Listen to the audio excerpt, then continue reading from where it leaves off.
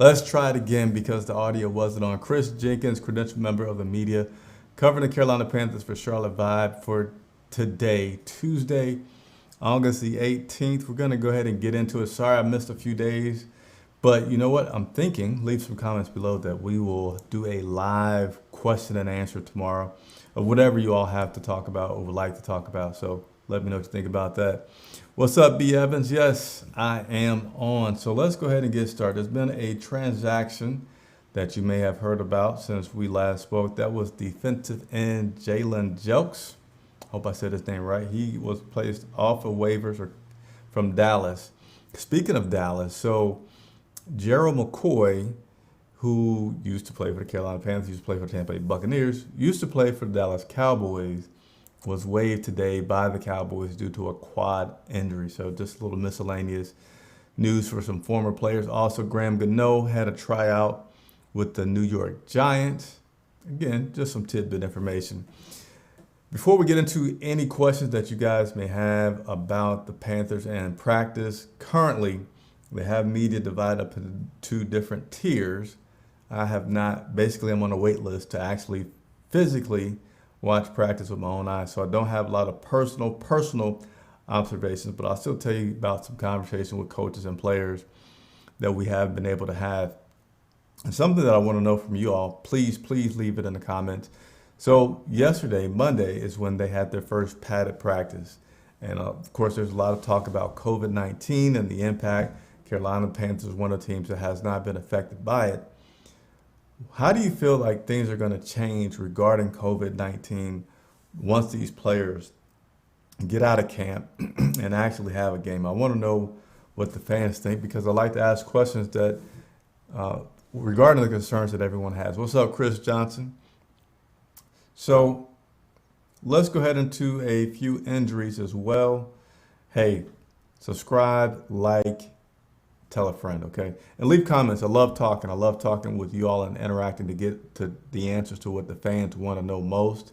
And a lot of times it seems like they're just mundane information that you're getting. That's because we need your feedback about what you would like to know. So leave those in the comments. But injuries, we got some injuries for you all. Omar Bayless, whom I cannot wait to talk to. He was one of the guys that I was able to have on during the summer. He was currently out today with some swelling in his knee. Tight end Tamarick Hemingway, he's in a concussion protocol. Jordan Kunasek, he has a sprained ankle. That is a linebacker for us. And then also Keith Norwood broke his clavicle, so he's going to be out for a number of weeks. B. Evans, how on earth does the whole team avoid catching COVID-19? Yeah, I think it's really good right now that they have not, and I think it's pretty manageable not to spread it right now. I just feel like, and this is what I really want to know because I've been talking about this a lot. I just feel like once the season starts and they have to travel, go to places, play other teams, that's when it's going to start to be something much more difficult to deal with.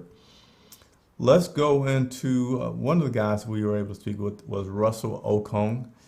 And interesting note about his time, we have to Zoom now as far as talking with interviewing players. And he made a point to give a shout out to all of his fellow linemen that were not with him. I thought that was pretty interesting. Everybody's been asked about other people because, again, we're being limited in who we could see. And his comment about Matt Rule was that he likes how high Matt is setting expectations for this team.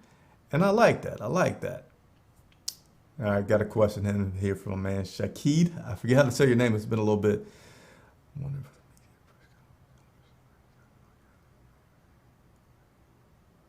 With RA? I don't know what you mean by RA. So right now, the media has a very extensive process to go through in order to view practice. So there's a group of media that's allowed to go daily, and they have to undergo testing. They have sensor trackers and a lot of these other things with them.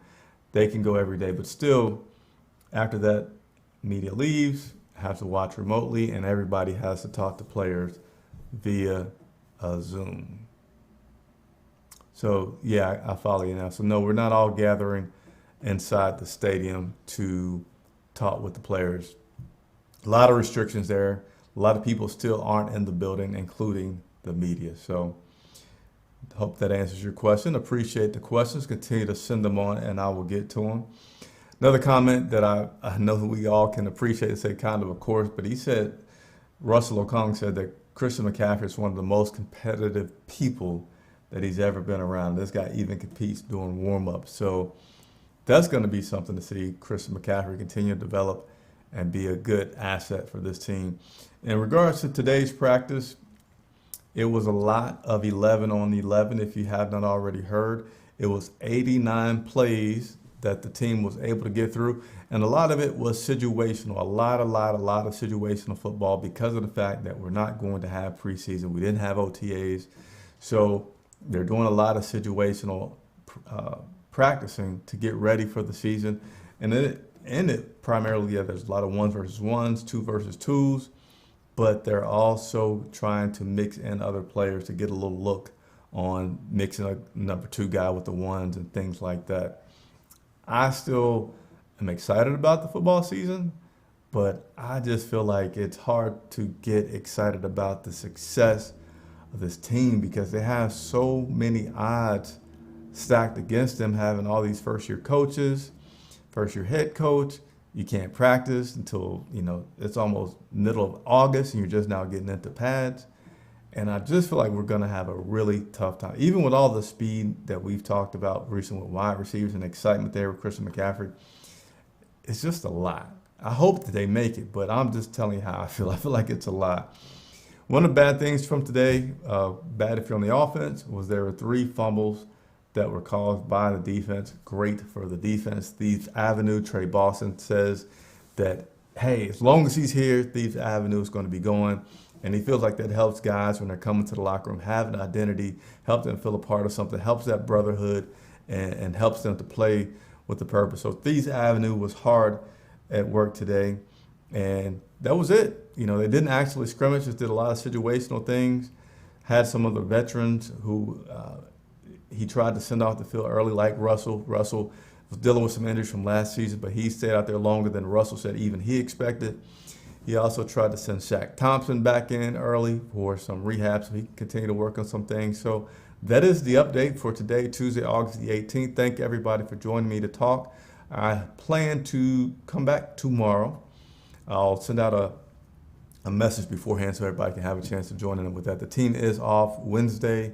They will resume Thursday. So any questions, leave them in the comments below. Thanks for watching. Leave a like, hit subscribe, and I'll see you on Wednesday.